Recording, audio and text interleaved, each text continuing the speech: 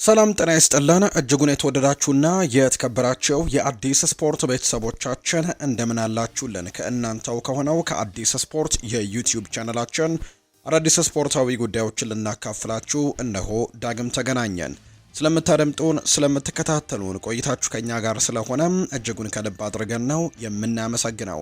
በዛሬ ፕሮግራማችን የተለያዩ ስፖርታዊ ጉዳዮችን ወደ እናንተ እያደረስን ቆይታን የምናደርግ ነው የሚሆነው። ከነዚህ መካከል ትልልቆቹን የአውሮፓ ክለቦች የተመለከቱ እጅግ በርከት ያሉ ስፖርታዊ ጉዳዮችን በዛሬ ፕሮግራማችን ላይ የምናነሳ ይሆናል።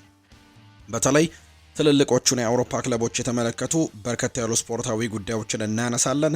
ትላንትና የተደረጉ ጨዋታዎች ያሉ በሀገራችን የኢትዮጵያ ፕሪሚየር ሊግ፣ በአፍሪካ የአፍሪካ ዋንጫና እንዲሁ በተወዳጁ የእንግሊዝ ፕሪሚየር ሊግም ማንቸስተር ዩናይትድ ከኒውካስል ዩናይትድ ያደረጓቸው ትናንትና ተጠባቂ መርሃ ግብሮች አሉ። እነሱን እናነሳለን። ዛሬም የተወዳጁ የእንግሊዝ ፕሪሚየር ሊግን ጨምሮ የአውሮፓ ታላላቅ ሊጎችም ጨዋታዎች ይደረጋሉ። የእነሱን የጨዋታ ጥቆማዎችም የምናነሳ ነው የሚሆነው። ብቻ እናንተ እስከ ፕሮግራማችን ፍጻሜ አብራችሁን ቆዩ። በተለይ ሀሳብና አስተያየቶቻችሁን ኮሜንት ቦክስ ላይ ስምና አድራሻችሁን እየጠቀሳችሁ ጻፉልን።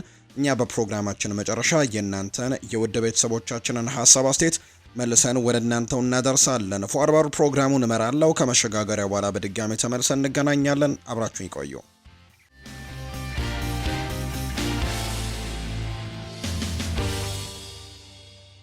የሀገር ውስጥ መረጃን በማስቀደም ነው የምንጀምረው።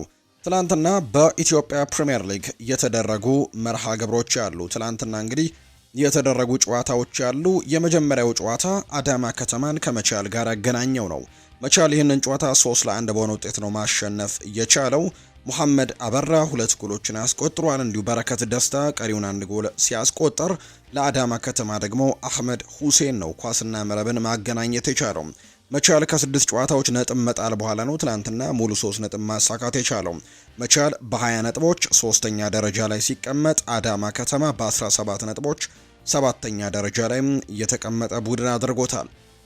ሌላኛው በኢትዮጵያ ፕሪሚየር ሊግ ሲዳማ ቡና ከኢትዮጵያ መድን ጋር ያደረጉት ጨዋታ ደግሞ 1-1 በሆናቸው ውጤት ነው የተጠናቀቀው። የሲዳማ ቡናን ግብ ብርሃኑ በቀለ ሲያስቆጥር፣ ረመዳን የሱፍ ደግሞ ኢትዮጵያ መድንን አቻ ያደረገ ጎል አስቆጥሯል። ሲዳማ ቡና ያለፉትን 3 ጨዋታዎች በአቻ ውጤት ነው ያጠናቀቀው። ነገር ግን አሁንም የሊጉን መሪነት አስጠብቋል። 22 ነጥቦችን በመሰብሰብ በአንደኛ ደረጃነት ነው የተቀመጠው። ኢትዮጵያ መድን በአንጻሩ በ10 ነጥቦች 16ኛ ደረጃ ላይ የተቀመጠ ቡድን ነው። የአፍሪካ ዋንጫ ጉዳዮችን ደግሞ እንመልከት። ትናንትና በአፍሪካ ዋንጫ 4 ያክል መርሃ ግብሮች ቀጥለው ተደርገዋል። በአፍሪካ ዋንጫ የምድብ ሁለተኛ ጨዋታዎች ትናንትና ጅማሯቸውን ሲያደርጉ ከነዚህ መካከል አንጎላና ዚምባብዌ ናቸው ቀድመው ጨዋታቸውን ያደረጉት። እነዚህ ሁለት ቡድኖች ሳይሸናነፉ ጨዋታቸውን 1-1 በሆነ ውጤት ነው ያጠናቀቁት። የአንጎላን ግብ ዳላ ሲያስቆጠር፣ ሙሶና ደግሞ ዚምባብዌን አቻ ያደረገ ጎል ማስቆጠር የቻለ ተጫዋች ነው። በምድቡ የመጨረሻ ጨዋታም ሰኞ ዕለት በተመሳሳይ ዚምባብዌ ከደቡብ አፍሪካ ጋር፣ አንጎላ ደግሞ ከግብጽ ጋር ጨዋታቸውን ያደርጋሉ። ሌላኛው ምሽት 12 ሰዓት ላይ የተደረገው ጨዋታ ደግሞ በጉጉት ሲጠበቅ የነበረው የግብጽ ብሔራዊ ቡድንና የደቡብ አፍሪካ ብሔራዊ ቡድን ያደረጉት መርሃ ግብር ነው። እነዚህ ሁለት ቡድኖች የመጀመሪያ ምድብ ጨዋታቸውን ሁለቱም አሸንፈው ነው የመጡት። በዚህ ምድብም ጠንካራ የሚባሉት ሁለቱ ብሔራዊ ቡድኖች እንደሆኑ ይታወቃል። የትናንትናው ጨዋታም በዚህ ምክንያት በጣም እንዲጠበቅ ሆኖ ነበር። የግብጽ ብሔራዊ ቡድን ከደቡብ አፍሪካ ጋር ያደረገውን ጨዋታ ግን ግብጽ 1-0 በሆነ ውጤት ማሸነፍ ችላለች። እርግጥ ነው በትናንትናው ጨዋታ ግን በጣም ተቸግራ ተመልክተናል። በዛ ላይ ደግሞ በጎዶሎ ተጫዋች ነው በርካታ ደቂቃዎችን ያደረገችው። የግብጽን የማሸነፊያ ግብ ሙሐመድ ሳላህ ነው በፍጹም ቅጣት ምት ማስቆጠር የቻለው።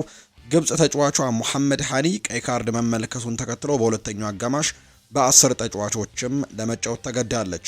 ጨዋታውን 40212 ተመልካቾች ስቴዲየም ተገኝተው ተከታትለውታል። በርከት ያሉ ቁጥርም እንዲሁ እንደተመለከተው ነው የተገለጸው። በዚህ መሰረትም ግብጽ በ6 ነጥቦች ምድቡን በአንደኝነት ትመራዋለች። ደቡብ አፍሪካ በ3 ነጥብ ሁለተኛ ናት። በዚህ ምድብ አንጎላና ዚምባብዌ ተመሳሳይ 1 ነጥብ አላቸው። ሶስተኛና አራተኛ በቅደም ተከተል ተቀምጠዋል። ቅድም እንደገለጽኩላችሁ ደቡብ አፍሪካ ከዚምባብዌ፣ ግብጽ ደግሞ ከአንጎላ ጋር የፊታችን ሰኞ የምድቡ የመጨረሻ ጨዋታ በተመሳሳይ ሰዓት የሚደረግ ነው የሚሆነው።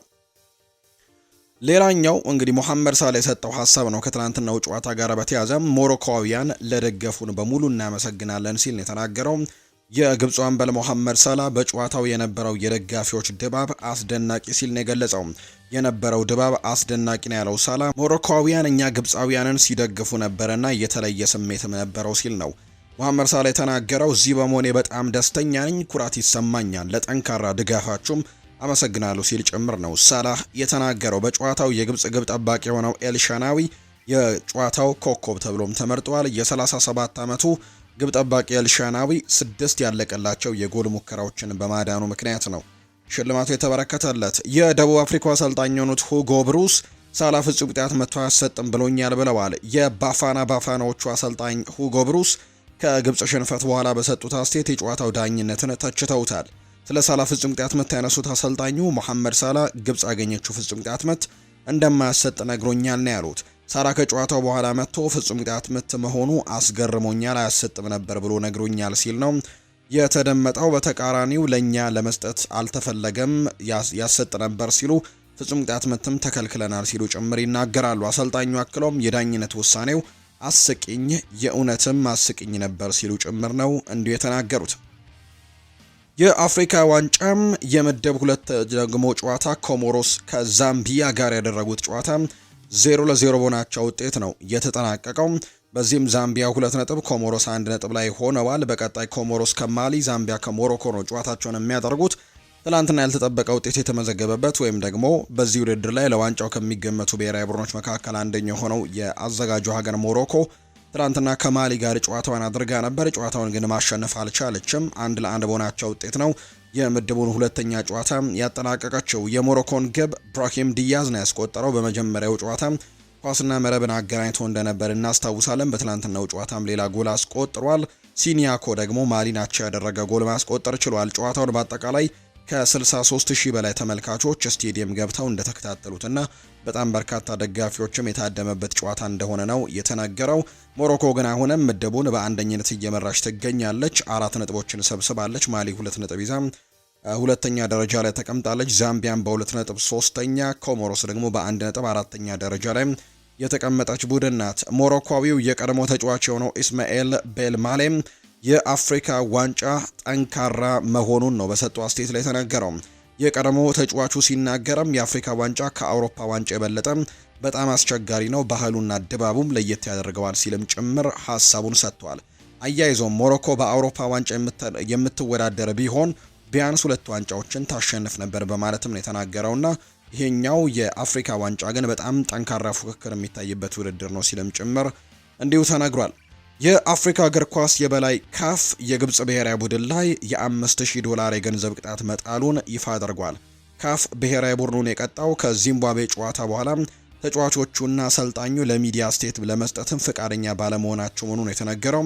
ብሔራዊ ቡድኑ ያሳየው ባህሪ የሚደገምና የሚዲያ ግዴታን የማይወጣ ከሆነ ከባድ ቅጣት እንደሚጠብቀውም ካፍ አሳስቧል። ግብጽ እንግዲህ ትናንትና ምሽት 12 ሰዓት ሲል ከደቡብ አፍሪካ ጋር ጨዋታዋን ማድረጓ የሚታወስ ነው። የአፍሪካ ዋንጫ ጨዋታዎች ዛሬም ቀጥለው ይደረጋሉ። ልክ ቀን 9 ሰዓት ከ30 ሲል ቤኒንና ቦትስዋና ዛሬ ጨዋታቸውን ያደርጋሉ።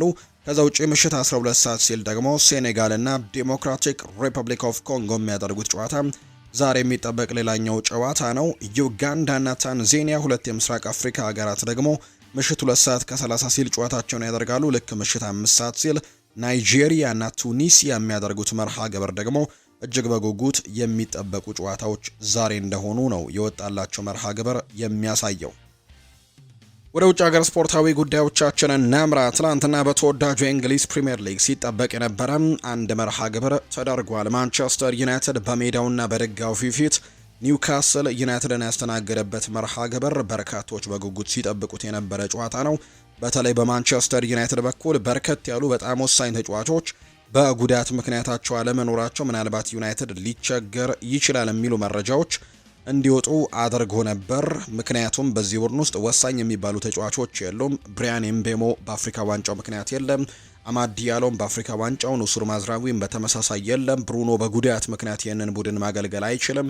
ማታያስ ደሊት እና ሃሪ ማጓይርም ሌሎች ጉዳት ላይ የሆኑ ተጫዋቾች ናቸውና በጣም ወሳኝ የሚባሉ ተጫዋቾች በማንቸስተር ዩናይትድ በኩል በጉዳት ምክንያት ያልነበሩበት እንዲሁ በአፍሪካ ዋንጫው ምክንያትም ያልነበሩበት ጨዋታ እንደነበር የተመለከትንበት ነው። ትላንትና ግን አሰልጣኝ ሩበን አሞሪም የጨዋታ ለውጥን አድርገው ገብተዋል። ከዚህ በፊት እንግዲህ የሃይማኖት አባት እንኳን ቢመጣ አስተላለፈን ያልቀይርም የሚል አይነት ሀሳብን ትላንትና ሲያደርጉ እንደነበር እናስታውሳለን። ነገር ግን በትላንትናው ጨዋታ ላይ ግን የተለየ የጨዋታ ሲስተምን ሜዳ ላይ ሲያስመለክቱን ተመልክተናል። ፓትሪክ ዶርጉን በፊት በማጥቃቱ በኩልም ሲጠቀሙት ትላንትና የተመለከትንበት አጋጣሚ እንደነበር ነው የተመለከትነው። ትላንትና ማንቸስተር ዩናይትድ ወሳኝ ድል ግን አስመዝግቦ ነው ከሜዳ መውጣት የቻለው። ትላንትና ሉክ ሾውን እንዲሁ ደግሞ አይደን ሄቨንን፣ ሊሳንድሮ ማርቲኔዝን እንዲሁ ተጠቅመዋል ከዲየጎ ዳሎ ጋር አድርገው። ማኑኤል ኡጋርቴና ካሴሜሮ ነበሩ። ከዛ ውጪ ማቲያስ ኩኛህም አለ።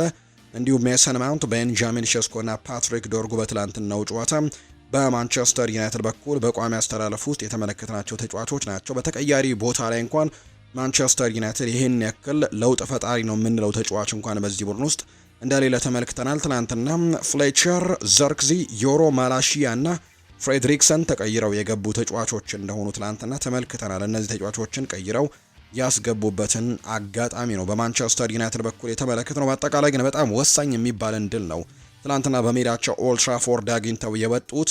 እንዳልኳችሁ በጣም የተለያዩ ምክንያቶች ያሉ፣ አንደኛው ጉዳትና እንዲሁ ደግሞ ተጫዋቾችን ያለማግኘታቸው ለማንቸስተር ዩናይትድ ከባድ ያደርግባቸዋል ተብሎ ሲታሰብ ነበር። ከዛ ውጪ ደግሞ ኒውካስል ባለፉት ጥቂት ጊዜያት ለማንቸስተር ዩናይትድ በጣም አስቸጋሪ የሆነ ቡድን እንደሆነ ተመልክተን የነበረበት አጋጣሚ ነበረ። ከዚህ በፊት ካደረጓቸው 5 ያለፉት ጨዋታዎች 4ቱን ማሸነፍ የቻለው ኒውካስል ዩናይትድ ነው። ኤዲ ሃውም ከጨዋታው በፊት ሲናገር ዘንድሮ ምናልባት የተለየ ማንቸስተር ዩናይትድን ልንገጥም እንችላለን፣ ነገር ግን ከዚህ በፊት የነበረው ዩናይትድ ግን ለእኛ አስቸጋሪ እንዳልነበርና ቀለል ያሉ ድሎችን የምናሳካበት እንደነበር ግን አስታውሳለሁ የሚል አይነት ሀሳብን ጭምር ሰጥተው ነበርና ምን ያክል ይቀላቸው እንደነበር ያሳየ ሀሳብን ነው የተናገሩት። እርግጥ ነው በትላንትናው ጨዋታ ላይም በተለይ በሁለተኛው አጋማሽ ማንቸስተር ዩናይትድ በጣም ብልጫ ተወስዶበት እንደነበር ነው የተመለከትነው። በመጀመሪያ 45 የጨዋታ ክፍለ ጊዜ ጥሩ የሚባል እንቅስቃሴን ለማድረግ ሙከራዎችን አድርገዋል። በሁለተኛው 45 የጨዋታ ክፍለ ጊዜ ግን ፍጹም የበላይነቱ የኒውካስል ነበር ብሎ ማንሳት ይቻላል። ወሳኝ የሆነ 3 ነጥብን ግን ትላንትና ከማሳካት ማንም አላገዳቸውም። ከጨዋታው በኋላ የማያምር ድል ብሎታል ሮይ ኪን እንኳን ይህንን ጨዋታ ሲገልጸው። ዩናይትድ አሸንፏል፣ ነገር ግን ብዙም አስደሳች ያልሆነ ድል ወይም ደግሞ ተጋጣሚ ቡድን ጫናዎችን ፈጥሮ ያሸነፈበት ድል ሲል ጭምር ነው ትላንትና የተናገረው። የትላንትናው ጨዋታ የጨዋታው ኮከብ የተባለው የመከላከል ስፍራው ተጫዋች የሆነው አይደን ሄቨን ነው። እንዲሁ ደግሞ ግብ ጠባቂው ሴኔ ላሜንስን በጣም ጥሩ የሚባል ፐርፎርማንስን አሳይቷል።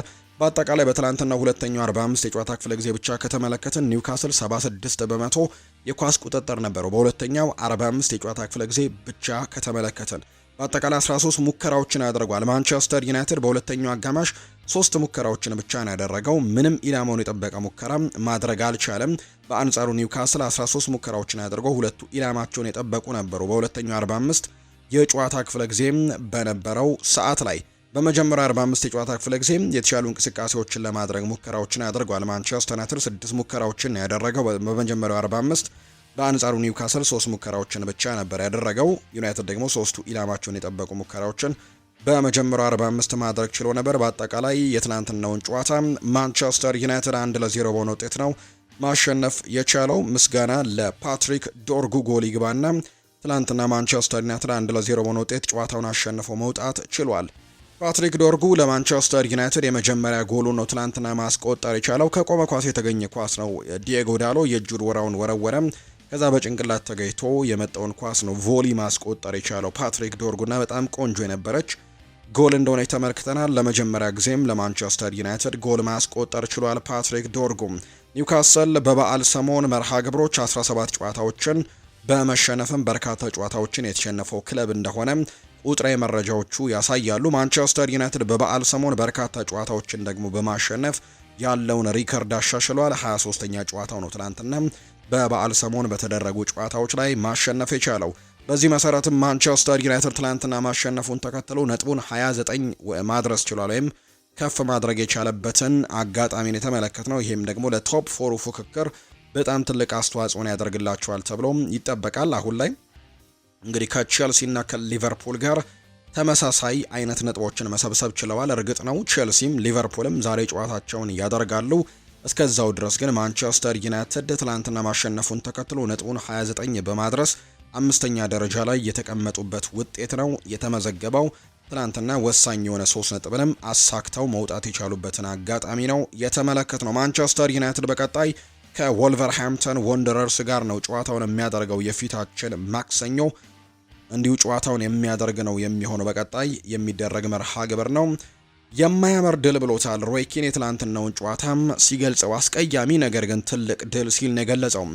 አይደን ሄቨን በዛሬው ጨዋታ ላይ በጣም አስደናቂ ነበር ሲል አሞካሽቶታል። ኒውካስል ዩናይትድ ጨዋታውን በበላይነት ተቆጣጥረዋል፣ ነገር ግን ማንቸስተር ዩናይትድ ጎል ላይ ስጋት አልፈጠሩም ነበር ኒውካስሎች፣ ለዚህም ደግሞ ተሸንፈው ወጥተዋል ሲል ነው ጄሚ ካራገር እንዲሁ ሀሳቡን እየሰጠም የሚገኘው። ሌላኛው የሚነሳው ጉዳይ ደግሞ የማንቸስተር ዩናይትድ የኋላ መስመር ተሰላፊ የሆነው አይደን ሄቨን ቡድናቸው በአውሮፓ መድረክ ለመሳተፍ እንደሚጥር ነው የተናገረው። የማንቸስተር ዩናይትድ ቦታ አውሮፓ መድረክ ነው፣ በሚቀጥለው ዓመትም ማለፍና እዛ መጫወት እንፈልጋለን ሲል ነው አይደን ሄቨን የተናገረው። በመጨረሻም ግብ ሳይቆጠርብን ወጥተናል፣ ይህንንም በማሳካታችን ደስተኞች ነን ሲል ነው የጨዋታው ኮከብ ተብሎ የተመረጠው አይደን ሄቨን የተናገረው። ትናንትና ማንቸስተር ዩናይትድ በዚህ የውድድር ዓመት ለሁለተኛ ጊዜ ነው ክሊንሺት አስመዝግቦ ሲወጣ በጣም ረጅም ጊዜያቶች ሆኖት ነበር። ከሰንደርላንዱ ጨዋታ በኋላ ጎል ሳይቆጠርበት የወጣበት መርሃ ግብር አልነበረም። በዚህ የውድድር ዓመት ከ17ቱ ሳምንታት አንድ ጨዋታ ብቻ ነበር ጎል ሳይቆጠርበት የወጣው። ትናንትናም ጎል ሳይቆጠርበት በመውጣቱ 2 ጨዋታዎችን እንዳደረጋቸው ተመልክተናል። ትናንትና ሁለተኛ ክሊንሺቱን ያስመዝገበው ጠንካራ መከላከልም ሲያሳዩ እንደነበርና ኒውካስል ዩናይትዶችም ያን ያክል የረባ ሙከራዎችንም ሲያደርጉ እንዳልነበር ተመልክተናል። እርግጥ ነው ሴኔ ላሜንስ የመለሳቸው ያዳናቸው ኳሶች ደግሞ ለማንቸስተር ዩናይትድ በተለይ ሁለተኛው 45 የጨዋታ ክፍለ ጊዜ ላይ ውጤት ይዞ ለመውጣት ትልቅ አስተዋጽኦ እንደነበራቸው ተመልክተናል። ሌላኛው ለማንቸስተር ዩናይትድ ራስ ምታት የሆነው ጉዳይ የሜሰን ማውንት ጉዳት ነው። ትናንትና ሜሰን ማውንት ጉዳት እንደገጠመው ተገልጿል። አሰልጣኝ ሩበን አሞሪም የተቀየረበት ምክንያትም ይሄ እንደሆነ ይፋ አድርገዋል። የማንቸስተር ዩናይትድ አሰልጣኝ ሩበን አሞሪም ሜሰን ማውንት የተቀየረው በጉዳት ስሜት መሆኑን ያስረዱት ማውንት በእረፍት ሰዓት የሆነ ነገር ተሰምቶት ነበር ያሉት አሰልጣኙ መጫወት መቀጠል ፈልጎ ነበር፣ ነገር ግን ተጨማሪ ተጫዋች ማጣት አንፈልግም ብለዋል አሰልጣኝ ሩበን አሞሪም። ማኑኤል ኡጋርቴ በትላንትናው ጨዋታ ላይ ጥሩ እንቅስቃሴዎችን ካሳዩ ተጫዋቾች መካከል አንደኛው ነው። በተለይ በርካቶች ትችቶቻቸውን እዚህ ተጫዋች ላይ ሲሰነዝሩ እንደነበር እናስታውሳለን። አሁን ላይ ለማንቸስተር ዩናይትድ ይመጥናል ወይ ተብሎ ጥያቄ ከሚነሳባቸው ተጫዋቾች መካከል አንደኛው እንደሆነ ይታወቃልና በትላንትናው ጨዋታ ግን ጥሩ እንቅስቃሴዎችን ማሳየት ችሏል ማኑኤል ኡጋርቴ። አሰልጣኝ ሩበን አሞሪምም በዚህ ምክንያት አሞካሽተውታል። ማኑኤል ኡጋርቴ በጣም ጥሩ ነበር፣ ዛሬ አስደናቂ ሆኖም አምሽቷል ሲሉ ነው እንዲሁ የተናገሩት። አይደን ሄቨን በበኩሉ 4 ውስጥ ለማጠናቀቅ ጥረት ማድረግ አለብን ሲል ነው የተደመጠው። ፕሪሚየር ሊጉን ልናሸንፍ እንችላለን፣ ሁሉም ሊሆን የሚችለው በጥረታችን መቀጠል ስንችል ነው ሲል ሀሳቡን ሰጥቷል። አይደን ሄቨን ሲናገር የትላንትናውን ጨዋታ ጠቅለል አድርጎ ለማንሳት ያክል እንግዲህ አሰልጣኝ ሩበን አሞሪም ከጨዋታው በፊት በነበረ ቃለ ምልልስ ላይ አንድ ነገርን ተናግረው ነበር። ስለ መረጡት የጨዋታ አስተላለፍ ወይም ቋሚ አስተላለፍ ተናግረው ነበር። ከባድ ነበር፣ ነገር ግን ይህንን ጨዋታ ለማሸነፍ የሚያስፈልጉት ተጫዋቾች እንዳሉን እርግጠኛ ነኝ። እርግጥ ነው ዛሬ በጣም ብልህ መሆን አለብንም ብለው ነበር ከጨዋታው በፊት ሲናገሩ። በአካላዊ መመዘኛ ጠንካራ መሆን አለብን፣ ሁሉም ሰው ለሚመለከተው ለቦክሲንግ ዴይ ጨዋታ ዝግጁ ነን ሲልም ጭምር ነበር ከጨዋታው በፊት የተናገረውና ትላንትናም ወሳኝ 3 ነጥብን አሳክቶ መውጣት የቻለበትን አጋጣሚ ነው የተመለከትነው። በአጠቃላይ ትላንትናውን ጨዋታ ሙሉን እንግዲህ ለመዘርዘር ያክል በ18ኛው ሳምንት የተወዳጁ የእንግሊዝ ፕሪሚየር ሊግ ዩናይትድ ኒውካስልን 1-0 በሆነ ውጤት ማሸነፍ ችሏል። ብዙዎች ይሸነፋል ማንም ተጫዋች የለውም ተብሎ የተገመተው ዩናይትድ በታላቅ ኦልድ ትራፎርድ ትላንትና ድል መቀናጀት ችሏል። ሩበን አሞሪም የተለመደውን የጨዋታ አስተላለፍ ቅርጹን ይዞ ይገባል ተብሎ ቢታሰብም በጨዋታው ላይ ግን በ4 ተከላካዮች ማለትም በሁለት የመሃል ተከላካይና በሁለት የመስመር ተመላላሾችን በማድረግ ነው ጨዋታውን የጀመረው። ጨዋታውንም ለመቆጣጠር ሲባል ረጋ ብለው የተጫወቱት ዩናይትዶች በተደጋጋሚ የኒውካስል ተከላካዮችን ሲያስጨንቁም አምሽተዋል። በተለይ በመጀመሪያዎቹ አጋማሾች ትልቅ የጨዋታ ድባብ በተመለከትንበት መርሃ ግብር በ24ኛው ደቂቃ ከኒውካስል ተከላካዮች ተጨራርፎ የመጣውን ኳስ ነው ፓትሪክ ዶርጉ በአስደናቂ ሁኔታ ማስቆጠር የቻለው። ከጎሉ መቆጠር በኋላ ኒውካስል ጨዋታውን በመቆጣጠር ተደጋጋሚ ሙከራዎችን አድርገዋል። ዩናይትድም እየተከላከለ የመጀመሪያውን አጋማሽ አጠናቋል። በመጀመሪያው አጋማሽ በጉዳት ምክንያት ምቾት ያልተሰማው ሜሰን ማውንት በሁለተኛው 45 በጃክ ፍሌቸር እንዲቀየር ተገዷል። እየተመሩ የነበሩት ኒውካስሎች ጨዋታውን ቢቆጣጠሩም በሙከራ ደረጃ ግን ዩናይትድ አሪፍ የነበረበትን እንቅስቃሴ እንደ ቤንጃሚን ሼስኮና ማቲያስ ኩኛ ያሉ አጥቂዎች ያገኙትን እድል አልተጠቀሙባቸውም። ክለቡ ተረጋግቶም እንዳይጫወትም አድርጓል አለመጠቀማቸው። 60ኛው ደቂቃ ላይ እድሎችን ሲያመክን የነበረው ሴሽኮ በጆሹዋ ዘርክዚ ሲቀየር በሜዳ ላይ እንቅስቃሴው ጥሩ የነበረው ካሴሜሮ ደግሞ በሌኒ ዮሮ ተቀይሮ ወጥቷል። ካሴሜሮ በቅያሪው ደስተኛ ባይሆንም ሩበን አሞሪም ግን ከ60ና 70 ደቂቃዎች በኋላ ድካም ስለሚሰማው ክለቡ ውጤቱን አስጠብቆ እንዲወጣ ለማድረግም ነው ተጫዋቹን እንደቀየሩት የተናገሩት። በተቀያሪ ወንበር ላይ ታላላቅ ተጫዋቾችን በያዘው ኒውካስል እንደ ዊሳ ከዛ ውጪ እነ ዡዌል ሌንተን ያሉ ተጫዋቾችም ቀይሮ በማስገባት ተደጋጋሚ ሙከራዎችን ማድረጋቸውን ቀጥለዋል። አስደናቂ ብቃቱን ያሳየው ሴኔ ላሜንስ ግቡን ሳያስደፍር ነው አስደናቂ ብቃቱን አስመልክቶ የወጣው። በተጨማሪም 88ኛው ደቂቃ ላይ ሩበን አሞሪም ተጫዋቹን ከጉዳት ለመጠበቅና ውጤትም ለማስጠበቅ አዲስ ጉልበት በጨዋታው እንዲኖርም በማሰብ ታይለር ማላሺያንና ፍሬድሪክሰንን በመከላከሉና በማጥቃቱ አስደናቂ ብቃታቸውን ያሳዩትን በማርቲኔዝና በሾው ቀይሮ አስገብቷል። እንግሊዛዊው ተከላካይ አይደን ሄቨን እንደተለመደው በተከታታይ ጨዋታዎች በቋሚ አስተላለፍ ውስጥ በመካተትና አስደናቂ የመከላከል ብቃቱንም ያሳየ ሲሆን ክለቡ ሙሉ 3 ነጥብ እንዲያገኝም የአንበሳውን ድርሻ በመውሰዱ የጨዋታው ኮከብ የሚለውን ሽልማትም ማሸነፍ የቻለው እሱ እንደነበር ተመልክተናል። በአጠቃላይ ማንቸስተር ዩናይትድ የትናንትናውን ጨዋታ በወሳኝ መልኩ ድል አድርጎ የወጣበት መርሃ ግብር እንደሆነ ነው የተመለከት ነው። የተወዳጁ የእንግሊዝ ፕሪሚየር ሊግ ጨዋታዎች ዛሬም ቀጥለው የሚደረግ ይሆናል። ዛሬ በአውሮፓ ታላላቅ ሊጎች በሁለቱ ሊጎች ብቻ ነው ጨዋታዎች የሚደረጉት። በእንግሊዝ ፕሪሚየር ሊግ እና በጣሊያን ሴሪኤ ብቻ ነው ዛሬ ጨዋታዎች የሚኖሩት። በተወዳጁ የእንግሊዝ ፕሪሚየር ሊግ ዛሬ የሚደረጉ መርሃ ግብሮችን እናንሳ። ቀን 9 ሰዓት ከ30 ሲል አንድ መርሃ ግብር ይደረጋል። ሲቲ ግራውንድ ላይ ኖቲንግሃም ፎረስት እና ማንቸስተር ሲቲ የሚያደርጉት ጨዋታ ዛሬ ይጠበቃል። ማንቸስተር ሲቲ አሁንም ቢሆን የዋንጫ ፉክክሩን በትልቁ ለማስቀጠልና አርሰናል ላይ ጫናውን ለማስቀጠል የዛሬውን ጨዋታ በትልቅ ጉጉት ይጠብቀዋል ተብሎ ይታሰባል። በአንጻሩ ኖቲንግሃም ፎረስት ደግሞ ከወራጅ ቀጠናው በደንብ ለመራቅ የዛሬው ጨዋታ የግድ ማሸነፍ ይጠበቅበታልና ሁለት የተለያዩ ዓላማዎችን ይዘው የሚገቡ ቡድኖች ናቸው ዛሬ ጨዋታቸውን የሚያደርጉት። የ18ኛው ሳምንት ነው።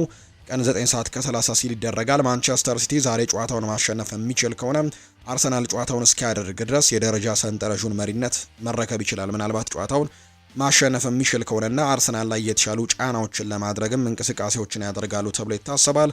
አሰልጣኝ ፔፕ ጓርዲዮላ ማስጠንቀቂያም ሰጥተው እንደነበር ይታወቃል። ተጫዋቾቹ በበዓል ሰሞኖች ላይ ኪሎ ጨምረው እንኳን ቢመጡ ወደ ሲቲ ግራውንድ ወደ ኖቲንግሃም ፎረስት እንደማያመሩ ጭምር ገልጸውላቸው ነበርና በጣም ጥንቃቄ ማድረግ እንዳለባቸው በተደጋጋሚ ሲናገሩ ነበር። ዛሬ ወሳኙን ጨዋታ ቀን 9 ሰዓት ከ30 ሲል በሲቲ ግራውንድ ማንቸስተር ሲቲ እና ኖቲንግሃም ፎረስት ጨዋታቸውን የሚያደርጉ ነው የሚሆነው። ማንቸስተር ሲቲ ይህንን ጨዋታ የማሸነፍ ትልቅ ግምት ተሰጥቶታል።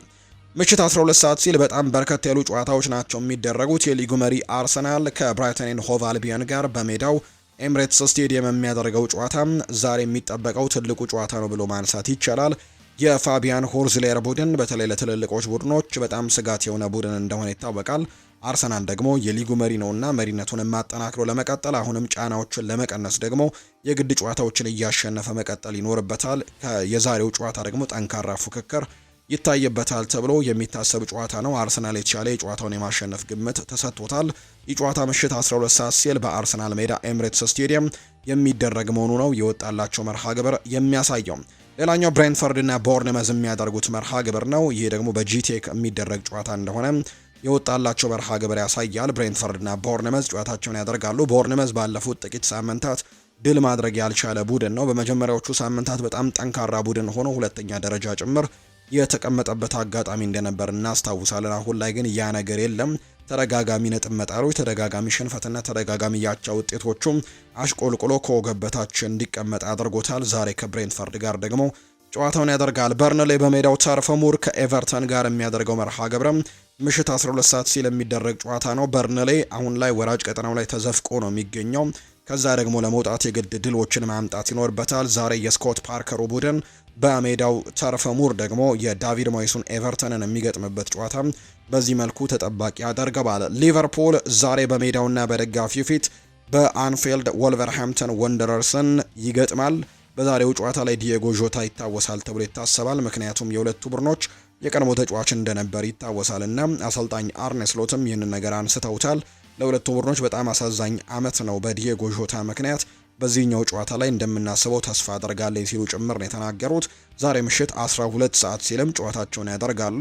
የዲየጎ ዦታ ልጆችም ሜዳ ላይ ይገኛሉ ተብሎ እንደሚታሰብ ጭምር ነው የወጡ መርሃ ግብሮች የሚያሳዩትና ዛሬ ጨዋታቸውን የሚያደርጉ ይሆናል። አንፊልድ ላይ ልክ ምሽት 12 ሰዓት ሲል ከወልቨርሃምፕተን ወንደረርስ ጋር የሚደረግ ጨዋታ ነው። ሌላኛው ዌስትሃም ዩናይትድ በሜዳው ለንደን ኦሎምፒክ ስቴዲየም ከፉልሃም ጋር ከማርኮ ሲልቫው ቡድን ጋር የሚያደርጉት ጨዋታ ይጠበቃል። የዚህ ሳምንቱ ተጠባቂ ጨዋታ ዛሬ ምሽት 2 ሰዓት ከ30 ሲል የሚደረገው ቸልሲ በሜዳው ስታንፈርድ ብሪጅ ከአስተን ቪላ ጋር የሚያደርገው መርሃ ግብር እንደሆነ በርካቶች በጉጉት እየጠበቁት ይገኛሉ። በደረጃ ሰንጠረዡ ተከታትለው የተቀመጡት 3ኛና 4ኛ ደረጃ ላይ የሚገኙት አስተን ቪላ እና ቸልሲ ናቸው። እርግጥ ነው በመሃላቸው ሰፊ ነጥብ ልዩነት አለ።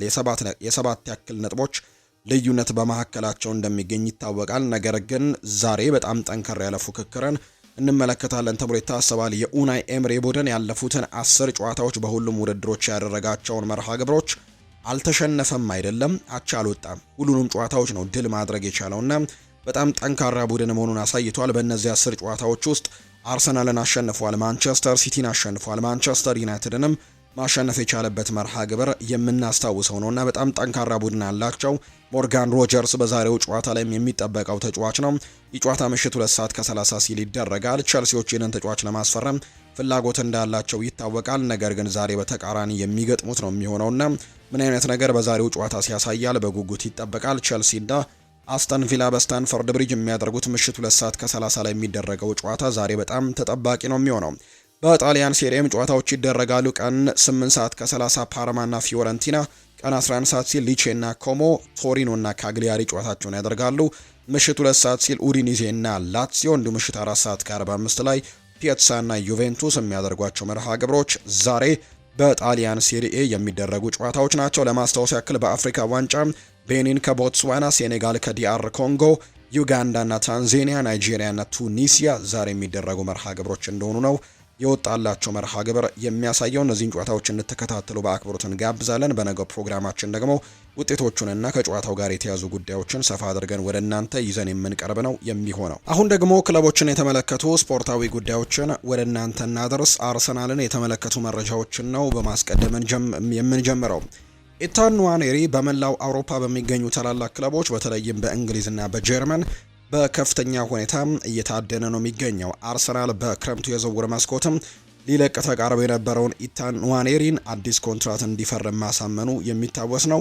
ምንም እንኳን ክለቡ ትልቅ ግምት ቢሰጠውም አሁንም ግን በቋሚነት የማግኘት እድሉ ውስን እንደሆነ እየተነገረ ነው። በቀጣይ ከፖርትስማውዝ እና ከካይራት አልማቲ ጋር የሚደረጉ ጨዋታዎችም ለኢታን ንዋኔሪ ወሳኝ ናቸው ተብሎም ይነሳል። በቂ የመጫወቻ ደቂቃዎች የማይሰጠው ከሆነ በዚህ ክረምት ወይም ደግሞ በሚቀጥለው ክረምትም ወይም በጋ ላይ ደግሞ በውሰት የመውጣት እድሉ ሰፊ ይሆናል ተብሎ ይታሰባል። በአሁኑ ሰዓት ተጫዋቹ በቋሚነት የመሸጥ ፍላጎት እንደሌለ ነው ግን የተነገረው።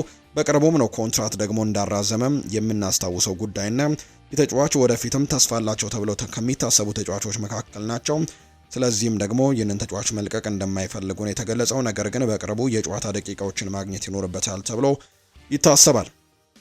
አርሰናል የ20 ዓመቱን የክለብ ብሩዡን አማካይ የሆነው አሌክዛንደር ስታንኮቪችን በከፍተኛ ሁኔታ እየተከታተሉ መሆኑን መረጃዎች ወጥተዋል። ተጫዋቹ በመሃል ሜዳ ላይ ያለው ጉልበትና የመሪነት ብቃትም በአርቴታ ዘንድም ከፍተኛ አድናቆት አትርፎለታል። በዚህ የውድድር ዘመንም በሊጉና በቻምፒየንስ ሊጉ 29 ጨዋታዎችን በማድረግ አስደናቂ ብቃትን እያሳየ ነው የሚገኘው። የቀድሞ ክለቡ ኢንተር ሚላን በ2026 በ23 እንግዲህ ሚሊየን በ2027 ደግሞ ወደ 25 ሚሊዮን ከፍ በሚል ተጫዋቹን የመመለስ መብት አለው። ክለቡም ይህንኑ ለመጠቀም ደግሞ እያሰበ እንደሚገኝ ነው መረጃ የወጣው። የሰሜን ለንደኑ ተቀናቃኝ ቶትንሃምም የተጫዋቹን ሁኔታ በቅርበት እየተከታተሉ እንደሚገኙ ጭምር የሚያሳዩ መረጃዎችን ነው የተመለከት ነው። ዊሊያም ሳሊባ አሁን ላይ የዓለማችን ውዱ ተከላካይ ሆኗል። ትራንስፈር ማርኬት ባወጣው መረጃ መሰረት ፈረንሳዊው ኢንተርናሽናል ዊሊያም ሳሊባ አሁን ላይ የዓለማችን ውዱ ተከላካይ ሲሆን 90 ሚሊዮን ዩሮ የሚገመት ዋጋ አለው።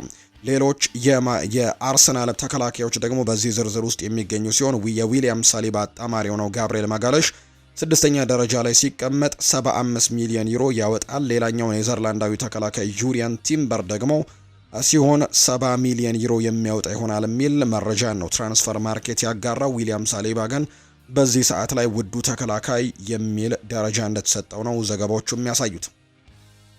በዚህ ወቅት ሁለት ጨዋታዎችን በሜዳ ላይ መጫወት ምን ያክል ጠቃሚ ነው ተብሎ ለሚኬል አርቴታም ጥያቄ ቀርቦለት ነበር። በጣም ጥሩ ነው፣ እናም ለሚመጣው ነገር መዘጋጀትም እንዳለብን ግልጽ ነው። ነገር ግን ቢያንስ ዛሬ ማታና እንዲሁ ደግሞ በዓልን ከቤተሰቦች ጋር የተወሰነ ጊዜ እንዳሳልፍ የዛሬውን ጨዋታ ማሸነፍ ይኖርብኛል። እስካሁን ሁሉም ሰው ደስተኛ ነው፣ ይህንን ደስታ ደግሞ ማስቀጠል ይኖርብናል ሲልም ጭምር ነው ሚኬል አርቴታ የተናገረው። ባለፈው የውድድር ዘመን ከብራይተን ጋር የተደረገው ጨዋታ የተጠናቀቀው በአቻ ውጤት ነው ተብሎ ጥያቄ ቀርቦለት ነበር። ምላሹን ሲናገርም በደንብ አስታውሰዋለሁ ያንን ጨዋታ በ10 ተጫዋቾች በተጫወትክበት መንገድ በጣም ተበሳጭቼ ነበር። ነገር ግን የዛሬው ጨዋታ ሁኔታውን ሙሉ በሙሉ የተለየ እንደሚሆን ተስፋ አድርጋለሁ። የዘንድሮ የሊጉ ህጎችና ከአምናው የተለዩ ናቸው ብዬ አስባለሁ ሲል ነው የተናገረው አሰልጣኝ ሚኬል አርቴታ ሀሳቡን ሲናገር። አርቴታ ይቀጥልና ብራይተን ባለፈው ዓመት ከባድ ዋጋ አስከፍሎናል፣ እናም እንደገና ያንን ታሪክ ላለመድገምና በሙሉ ጥንካሬ ደግሞ እንድንጫወትም ሲል ሀሳቡን ሰጥቷል። ሚኬል አርቴታ ሲናገር አርሰናል ታሪካዊ የሆነውን የአራትዮሽ ዋንጫን እንዲያሳካም ስለ መወራቱ ደግሞ ሲጠየቅም አርቴታ የኔ ትኩረት ብራይተንን ስለማሸነፍ ነው የምንዘጋጀው፣ ለብራይተን ነው ሲልም ጭምር ነው የተደመጠው። ዳቪድ ራያ በቀጣዩ ጨዋታ በፕሪሚየር ሊጉ 150ኛ ጨዋታውን ዛሬ በቋሚነት ያደርጋል።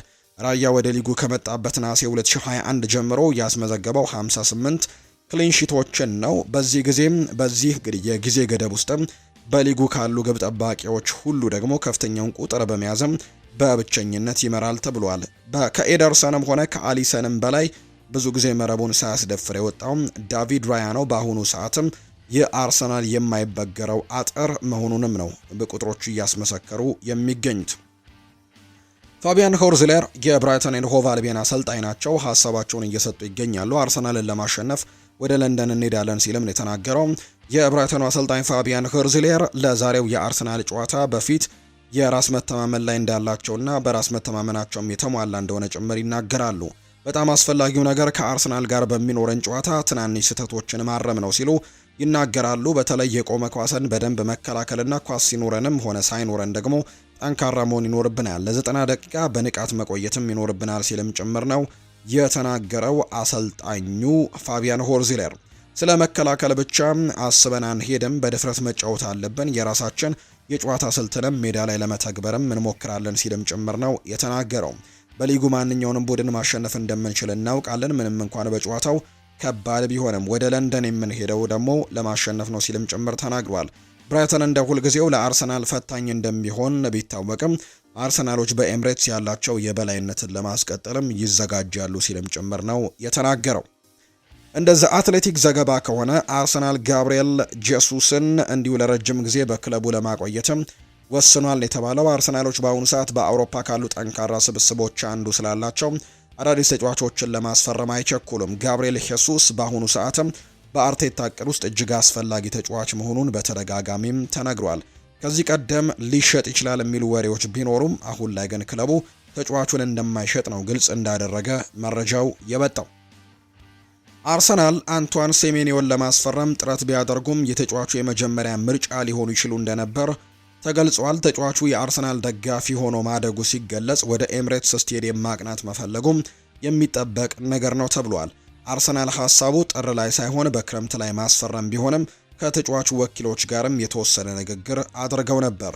በተጫዋቹ በኩል በጥር የዝውውር መስኮት አዲስ ክለብ የመቀላቀል ከፍተኛ ፍላጎት መኖሩ እየተነገረ ይገኛል። ይህንን ተከትሎ የተጫዋቹ መዳረሻ ማንቸስተር ሲቲ ለመሆንም ተቃርቧል ሲል ነው ዘ አትሌቲክ የተባለው የመረጃ ምንጭ ደግሞ እየተናገረ የሚገኘው። ማንቸስተር ዩናይትድን የተመለከቱ መረጃዎችን ደግሞ እናንሳም። ያለን ስብስብ በአራት ውስጥ ለመጨረስ በቂ ነው ብሏል ሩበን አሞሪም። የማንቸስተር ዩናይትዱ አሰልጣኝ ሩበን አሞሪም ያላቸው ስብስብ አራት ውስጥ ለማጠናቀቅ በቂ ስለመሆኑ እርግጠኛ መሆናቸውን ነው የሚናገሩት። አሁን ካለንበት የተሻለ የማድረግ አቅሙ እንዳለን መናገር ይችላሉ ያሉት ሩበን አሞሪም ቡድኑ እንዲሻሻል መርዳትም የምችል ይመስለኛል ሲሉ ጭምር ተናግረዋል። ሁሉም ተጫዋቾች ዝግጁ ከሆኑ የተሻለ እንዲጫወቱ መርዳትም እችላለሁ፣ ወደፊት የተሻለ መሆን እንደምንችልም አስባለሁ ሲልም ጭምር ነው ሩበን አሞሪም ሀሳቡን እየሰጠ የሚገኘው። ጄሚ ካራገር ይናገራል። ዩናይትድ አራት ውስጥ አይጨርስም ሲል ነው ጄሚ ካራገር የተናገረው። የቀድሞ የሊቨርፑል ተጫዋች ጄሚ ካራገር ማንቸስተር ዩናይትድ በዚህ ዓመት 4 ውስጥ የሚጨርስ አይመስለኝም በማለት ነው የተናገረው። ዩናይትድ በዚህ ዓመት ግዴታ ወደ አውሮፓ ውድድር መመለስ አለበት ያለው ጄሚ ካራገር ባለፈው ዓመት ከተፈጠረው በኋላ ከነሱ የሚጠበቀው ቀንሷል ሲልም ጭምር ነው የሚናገረው። አክሎም ክለቡ ባለፈው ክረምትም ብዙ ገንዘቦችን ቢያወጣም ቻምፒየንስ ሊግ መግባቱ የማይሆን ይመስላል ሲልም ነው የተናገረው። ማንቸስተር ዩናይትድ በአስተን ቪላው ጨዋታ አስደናቂ ነበር ሲልም ነው ጄሚ ካራገር ሀሳቡን የተናገረው። ዩናይትድ 4 ውስጥም ገብቶ አያጠናቅቅም ሲል ጭምር ነው የቀድሞ የሊቨርፑል ተጫዋች ሀሳቡን እየሰጠ የሚገኘው። ማንቸስተር ዩናይትድ በውሰት አቅንቶ የነበረው የመሃል ሜዳ ተሰላፊ የሆነው ቶቢ ኮሊየርን ወደ ክለቡ እንዲመለስም መጥራቱ ነው የተረጋገጠው። ተጫዋቹ በውሰት ለሻምፒዮንሺፑ ክለብ ዌስት ብሮሚች አልቢያን በመጫወት ላይ እንደነበርም የምናውቀው ነው።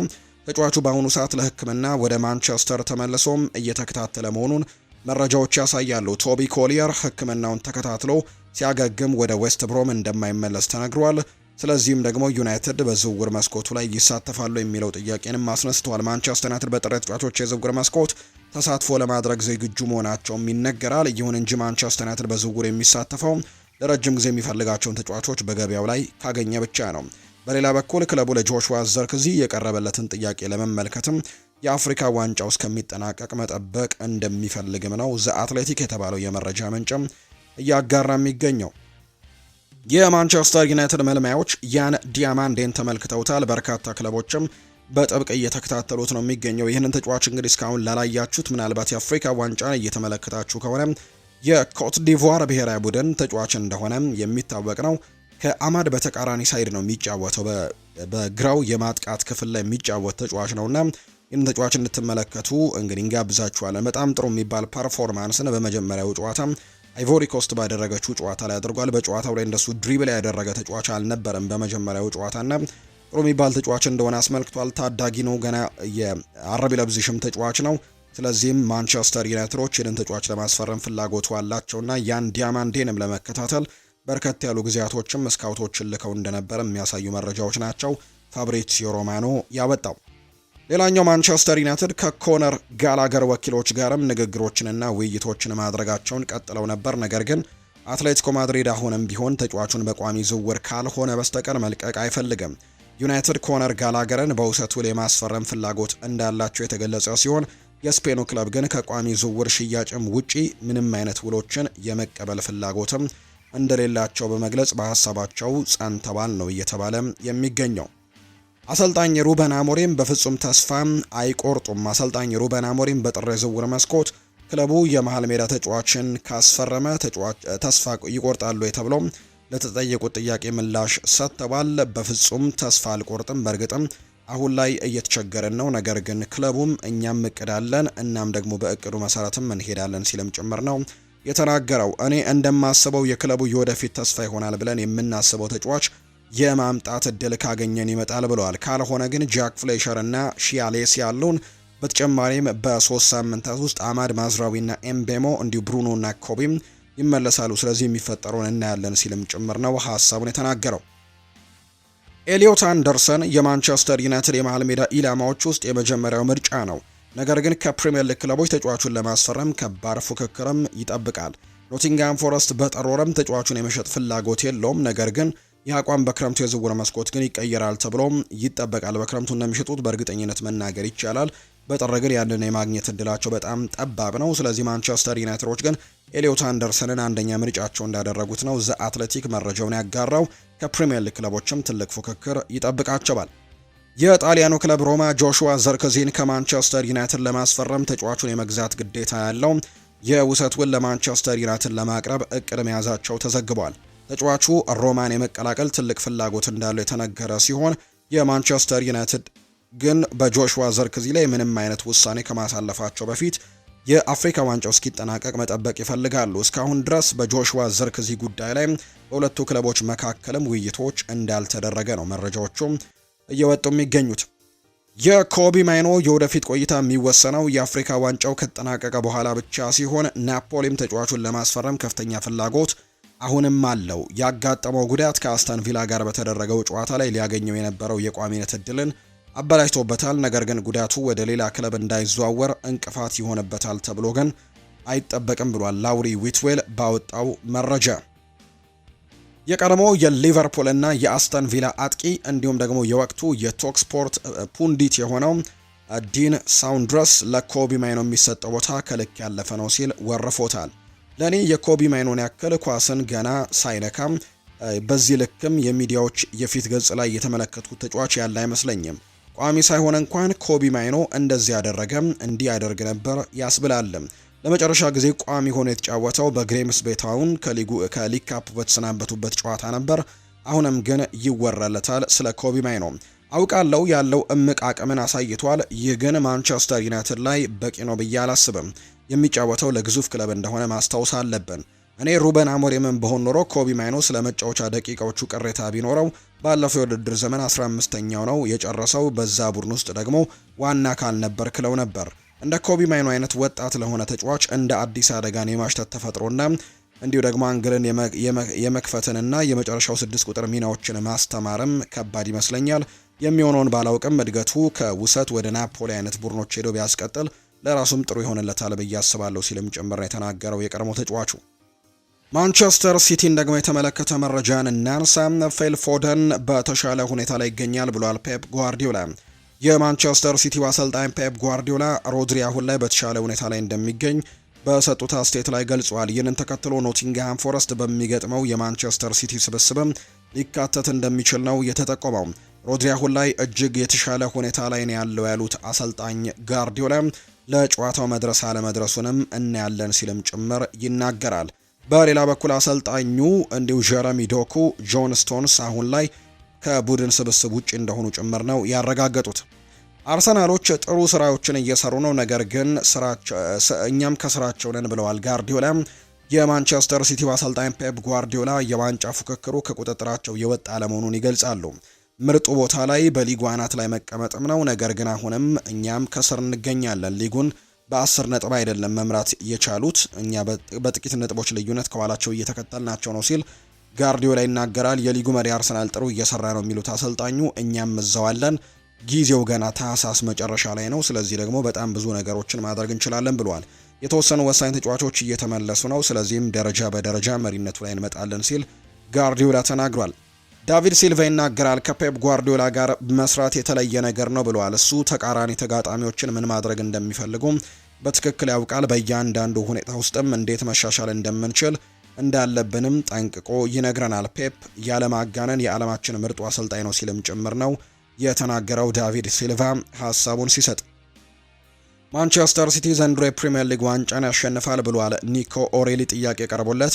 ይህ ችላ ልንለው የሚገባ ጉዳይ አይደለም፣ ምክንያቱም ገና ብዙ ጨዋታዎች ይቀሩናል። እናም በአሁኑ ሰዓት በጣም ጥሩ አቋም ላይ እንገኛለን፣ ነገር ግን በእያንዳንዱ ጨዋታ ላይ ማተኮር አለብን። በውድድር ዓመቱ መጨረሻ ላይ የፕሪሚየር ሊጉን ዋንጫ ማሸነፍ ከፈለግን እያንዳንዱን ጨዋታን ማሸነፍ ይኖርብናል ሲልም ነው ኒኮ ኦሬሊ ሀሳቡን የተናገረው። የሊቨርፑልን ጉዳዮች ደግሞ እናንሳ። ሊቨርፑል አስፈላጊ ከሆነ ብቻ ነው ወደ ገበያ ወጥቶ ተጫዋች ለማስፈረም ዝግጁ የሚሆነው።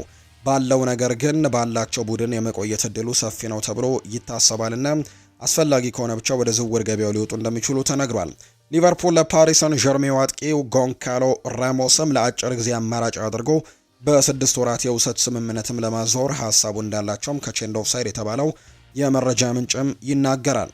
ሊቨርፑል አሁን በማርክ ጉሂ ላይ የማስፈረም ፍላጎት አላቸው፣ ነገር ግን የጥር የተጫዋቾች የዝውውር መስኮት የማስፈረማቸው ነገር ግን አጠራጣሪ እንደሆነ ነው ጄምስ ፒርስ ሀሳቡን የሰጠው። አርነ ስሎት በሁጎ ኤኪቲኬ ላይ ሀሳባቸውን ሰጥተዋል። እሱ ብዙ ባህሪያት አሉት፣ ሁላችንም እንደምናውቀው ጥሩ አጨራረስም ያለው ተጫዋች ነው። በኳሱ ላይም በጣም ምቾት ይሰማዋል። እናም ደግሞ እሱ ካለን ፈጣን ተጫዋቾች መካከል አንደኛው ነው። ይህ ወደዚህ ቡድን ማከል እንዲመጣ ከምፈልጋቸው ተጫዋቾች አንደኛው ነበር። ብዙ ከፍተኛ ቡድኖችም 1፣ 2፣ 3 እና ልዩ ፍጥነት ያላቸው ተጫዋቾች ስላሏቸው አስደናቂ ፍጥነት ስላላቸው እንግዲህ አንጻር ነው ብሏል። በእርግጥም ባለፈው የውድድር ዘመን ከፓሪስ ሳን ዠርሜን ጋር ያጋጠመን ዴምቤሌ፣ ባርኮላ፣ ዴዘሬ ድዌ እነዚህን ሁሉ እጅግ በጣም ፈጣን ተጫዋቾች መጋፈጥ ነበረብን። ስለዚህም እኔም ፈጣን እንደ ሁጎ አይነትም ተጫዋች ያስፈልገናል ብዬ አስባለሁ። ለመጨመር የሚፈልግ ነው፣ ለዛ ነው ሲልም ነው አሰልጣኝ አርነ ስሎት የተናገረው። የቸልሲን ጉዳዮችም እናንሳ። ቸልሲ ጥር ላይ ትልቅ ዝውውር የማድረግ እቅድ የለውም። በላቪያ ጉዳት ሁኔታ ምክንያትም የመሃል ሜዳውን ተጫዋች ላይ ትኩረት ለመጨመር አስበዋል። ጥር ላይ ግን የወደፊት ተስፈኛ ካልሆነ በቀር ዋናው ቡድን የመግባት የሚችል ዝውውርን ማድረግ እቅድ የላቸውም ሲል ሳይመን ጆንሰን የዛ አትሌቲኩ ዘጋቢ መረጃውን አጋርቷል። ቸልሲዎች የዩቬንቱሱን የክንፍ ተጫዋች የሆነው ኬናን ይልዲዝን በቅርበት እየተከታተሉት እንዳለ ይነገራል። ይህንን ተጫዋች ለማስፈረም አርሰናልም በጣም ትልቅ ፍላጎት አለውና ትልቅ ፉክክር በሁለቱ የእንግሊዝ ፕሪምየር ሊግ ክለቦች መካከል ይደረጋል ተብሎ ነው የሚጠበቀው። ኤንዞ ማሬስካ ሲናገር ይሄ ሌላ ትልቅ ጨዋታ ነው። እናም ጨዋታውን በማሸነፍ ራሳችንን ቶፕ 3 ውስጥም ለማስጠጋት እድሉ አለን። ለዚህ ደግሞ በጣም አስፈላጊ ሊሆን ይችላል። ከመጀመሪያው ደቂቃ እስከ መጨረሻው 100%ም ትኩረት ማድረግ አለብን። እናም ሁሉንም ነገር ለማሸነፍም ማድረግ ይኖርብናል ሲልም ጭምር ነው የተናገረው። የሪያል ማድሪድ ጉዳዮችን የምናንሳ። ሪያል ማድሪድ ባርሴሎናን ገንዘብ ሊጠይቅ ነው። ሪያል ማድሪድ ባርሴሎናን ፍርድ ቤት እየተከራከረበት ከሚገኘው ጉዳይ ጋር በተያያዘ ካሳ ሊጠይቅ መሆኑ ተነግሯል። ባርሴሎና ከዓመታት በፊት ለ17 ዓመታት ከወቅቱ የስፔን ዳኞች ምክትል ኃላፊ ኔግሬራ ጋር ለሚያያዝ ተቋምም 8.4 ሚሊዮን ዩሮ እንደከፈሉ ተገልጾ ነበር።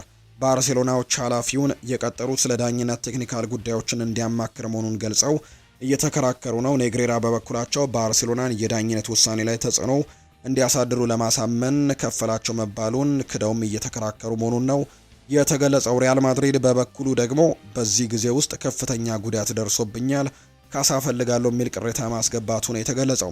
ሎስ ብላንኮቹ በካሳ መልክ ባርሴሎና በርካታ ሚሊዮን ዩሮ እንዲከፍላቸውም ለመጠየቅ ማሰባቸውን ነው የስፔን መገናኛ ብዙሃን የዘገቡት። ጃኮብ ራሞን በኮሞ ከሚጠበቀው በላይ ብዙ ነገሮችን አሻሽሏል። በቡድን ውስጥም በሴስ ፋብሬጋስ ቁጥጥር ስር እንግዲህ ስመ ጥር የተከላካይ መስመር ምሰሶም ሆኗል። ሪያል ማድሪድ በበኩሉ በሚቀጥለው የውድድር ዓመት በ8 ሚሊዮን ተጫዋቹን መልሶ የመግዛት መብት አለው። ተጫዋቹም ፈጥኖም ይሁን ዘግይቶም ወደ ሪያል ማድሪድ የመመለስ እድሉ በጣም ከፍተኛ ነው ተብሎ እንደሚታሰብ ነው ኢኤስፒኤን የተባለው የመረጃ ምንጭ እያጋራም የሚገኘው። ዲን ሃውችሰን በአመቱ የመጀመሪያ በጥሩ ብቃት ላይ ቢያስጀምርም ነገር ግን በደቂቃዎች መካከል ግን ብቃቱ እየቀነሰ መጥቷል። አሁን ላይ ደግሞ በአሁኑ ክለብም ሲከላከል ወደ ኋላ ተስቦም በመሆኑ ተከላካዮች ላይ ጫና ፈጥሯል። ዲን ሃውችሰን ደግሞ ልክ እንደ ሩዲገርና ሚሊታው አይነት ጥንካሬና ልምድን ያካበተ ተጫዋች ባለመሆኑ አቋሙ እየዋዠቀ እንዲሄድም አድርጎታል። ይህንን ተከትሎ የበዓል እረፍቱን ተጠቅሞ ብቃቱን ለመመለስም እየታገለ እንደሚገኝ ነው ማርካ መረጃውን ያወጣው። ሪያል ማድሪድ ጥሩ የተጫዋቾች የዝውውር መስኮት ዋጋ ላይ ከቀረበለት በ2026 የክረምት የተጫዋቾች የዝውውር መስኮት ሮድሪጎን ለመሸጥም በጣም ክፍት ነው ተብሏል። ክለቡ በቡድን ውስጥም ሮድሪጎ ላይ አይነክ የተጫዋች እንደዛ ቆጥሮት አያውቅም ብሏል ዘ አትሌቲክስ። ስለዚህ ዋጋ ከቀረበላቸው ሊሸጡት ዝግጁ ናቸው። ተከላካዩ ጀረሚ ዣኳ ሀገሩ ፈረንሳይን ወክሎ ለአውሮፓ ከ19 ዓመት በታች ዓለም ዋንጫ ላይ በመጫወት ላይ ሳለም ለሪያል ማድሪድ ታዋቂ መልማይም ለሆነው ጁኒ ካላፋትም አይንን ስቦ ነበርና በቀጣይ ሪያል ማድሪድ ከሚመለከታቸው የተከላካይ ስፍራ ተጫዋቾች መካከል አንደኛው ጀረሚ ዣኳ ይሆናል ተብሎ ይታሰባል። ዳቪድ አላባ አሁን ላይ በ2026 ክረምት ሪያል ማድሪድን እንደሚለቅ ይጠበቃል። እስካሁን ድረስ በሁለቱ ወገኖች መካከልም ምንም አይነት ለውጥም ሆነ ይፋዊ ማስታወቂያ የለም። ነገር ግን ምልክቶቹ ግን ግልጽ ናቸው የሚል መረጃ ነው ፋብሪዚዮ ሮማኖ ይፋ ያደረገው። ዳኒ ሰባዮስ በሪያል ማድሪድ ቋሚ ቦታ የለውም። ምንም እንኳን የተጫዋቹ ኮንትራት እስከ 2027 የሚቆይ ቢሆንም ባለፉት 5 የላሊጋ ጨዋታዎች ላይ አልተጫወተም። ለመጨረሻ ጊዜ የተጫወተው ባለፈው ህዳር ወር ከኤልቼ ጋር ነበር። እናም በ10 የላሊጋ ጨዋታዎች ማለትም ሜዳ ላይ ባሳለፋቸው 358 ደቂቃዎችም ጎልም ሆነ አሲስትም ማድረግ እንዳልቻለም የምናስታውሰው ነው። የስፔናዊ ቶኒ ክሮስና ሉካ ሞድሪች ክለቡን ከተሰናበቱ በኋላ ብዙ መጫወት ቢችልም በአርዳ ጉሌር፣ ካማቪንጋ፣ ቫልቬርዴ፣ ሹዋሜኒ፣ ቤሊንጋም ከፍተኛ ፉክክርም ውስጥ መግባቱና በተደጋጋሚ ጉዳትም እያሰቃየው በመሆኑ በሻቪ ስር የሚጠበቀውን ያክል የሜዳ ላይ ተሳትፎ ማድረግ አልቻለም። ሆኖም ግን በአሁኑ ሰዓት ዳኒ ወደ ሪያል ቤቲስ ሊመለስ ይችላል የሚሉ ወሬዎችም እየወጡ ይገኛሉ። ሻቪ አሎንዞ ክለቡ ማርቲን ዙቤሜንዲን ማስፈረም ባለመቻሉ በጣም ተበሳጭቷል። ምክንያቱም ይህ ተጫዋች ለሱ በጣም አስፈላጊ እንደነበር ነው የሚያነሳው። አሁን ካሉት የሪያል ማድሪድ ተጫዋቾችም ከስኳሱን የበለጠ መቆጣጠርና በአእምሮም ጠንካራ የሆነ ተጫዋች ይፈልጋልና ይህ ተጫዋች እንደሚያስፈልገው ነው የሚናገረው። በጁኒ ካላፋት የሚመሩት የሪያል ማድሪድ ስካውቶች ለኒኮ ሽሎተርቤክ ጥሩ ግምት ሰጥተውታል። ሽሎተርቤክ በክለብ ውስጥም እንደ ሙሉ የማል ተከላካይና ብዙ ልምድ ያለው ተጫዋችም ተብሎ ይታያል። ሽሎተርቤክ ከዶርትሙንድ ጋርም ያለው ኮንትራት እስከ 2027 ድረስም የሚቆይ ሲሆን እስካሁን ከክለቡ ጋር ኮንትራት ለማደስ የሚጠቁም ጠንካራ ምልክቶች አልታዩም። ይህም ደግሞ ሪያል ማድሪድ እሱን ለማስፈረም ከወሰነ በሚቀጥለው ክረምትም ከዶርትሙንድ የሚወጣበትን ሁኔታም ሊያመቻች ይችላል የሚል መረጃ መረጃው አጋርቷል። የመሃል ሜዳ መስመርን በተመለከተም ስለ 21 ዓመቱ እንግሊዛዊ አደም ዋርተን እና ስለ 19 ዓመቱ ኬስ ስሚትም አዎንታዊ ዘገባዎች ቀርበዋል። እነዚህ ሁለት ስሞች ሪያል ማድሪድ ባለፈው ክረምት ከዳኒ ሰባውስ ሽያጭ አንጻር ውይይት ተደርጎባቸዋል። አሁን ላይ ሪያል ማድሪድ ኒኮ ፓዝን ከኮሞ የመመለሱ ምርጫ እንደቀጠለ ነው። ሪያል ማድሪድ በሚቀጥለው ክረምትም በ9 ሚሊዮን ዩሮ አካባቢ እንደገና የማስፈረም እድሉ ከፍተኛ ነው። ኤንድሪክ ፊሊፔ ወደ ሊዮን ካደረገው ዝውውር በስተቀር የትኛውም የሪያል ማድሪድ ተጫዋች በጥር ወር ክለቡን መልቀቅም እቅድ የለውም ተብሏል። የሚቀጥለው ወራትም ዳቪድ አላባን በሪያል ማድሪድ የሚያደርገው የመጨረሻ ጊዜ ይሆናል ተብሎ ይጠበቃል። ምክንያቱም ኮንትራቱ ወደ መጠናቀቂያው ተቃርቧል። እናም ክለቡ ምንም አይነት የእድሳት ጥያቄም አይቀርብለትም የሚል መረጃ ነው ዘ አትሌቲክ ያወጣው። በእግር ኳስ ህይወቴ በጭራሽ እንደ ብዙሃኑ እግር ኳስ ተጫዋቾች አልነበርኩም። ሁሌም በህይወቴ በሚያጋጥሙኝ መጥፎም ሆኑ ጥሩ ገጠመኞችም በጣም እደሰት ነበር። በእርግጥም ልምምድ ሜዳ ላይ ጥሩ እንቅስቃሴዎችን አደርጋለሁ። ነገር ግን ወደ ጂም ገብቼ እንደ ሌሎቹ ተጫዋቾች ላቤን ጠፍ እስከሚልም ክብደት አንስቼ አላውቅም። በአመጋገቤ ረገድም ጥብቅ አመጋገብ ወይም ደግሞ በእቅድ የተመራ የአመጋገብ ፕሮግራም አልነበረኝም። እያደግኩኝ ሲሄድ ብቻ ነው ብዙ ነገሮችን ማድረግ የጀመርኩት። ሰውነቴ ሁሌም እንደዚያ ነበር፣ እናም ሁሌም በተመሳሳይ መንገድ ይጫወታለሁ ብሏል። ማርሴሎ ነው ይህንን ሀሳብ የሰጠው። ካማቪንጋ በአንጎላ ትምህርት ቤቶችን ገንብተዋል። ፈረንሳዊው የሪያል ማድሪድ አማካይ ኤድዋርዶ ካማቪንጋ በአፍሪካዊቷ ሀገር አንጎላ ትምህርት ቤት መክፈቱ ነው ይፋ የተደረገው። የእረፍት ጊዜውን በትውልድ ሀገሩ እያሳለፈ የሚገኘው ካማቪንጋ በተጨማሪም ለታዳጊዎችም የእግር ኳስ አካዳሚ መክፈቱ ተነግሯል። ሀገሬን ለመርዳት ለታዳጊዎች ትምህርት ቤትና አካዳሚ ለመክፈትም መርጫለሁ። በጣም ደስተኛ ነኝ፣ ቤተሰቦቼም ኮርተዋል ሲልም ነው ኤድዋርዶ ካማቪንጋ የተናገረው። ፈረንሳዊው አሰልጣኝ ጂያን ሉዊስ ጋሴት በ72 ዓመታቸው ህይወታቸው አልፏል።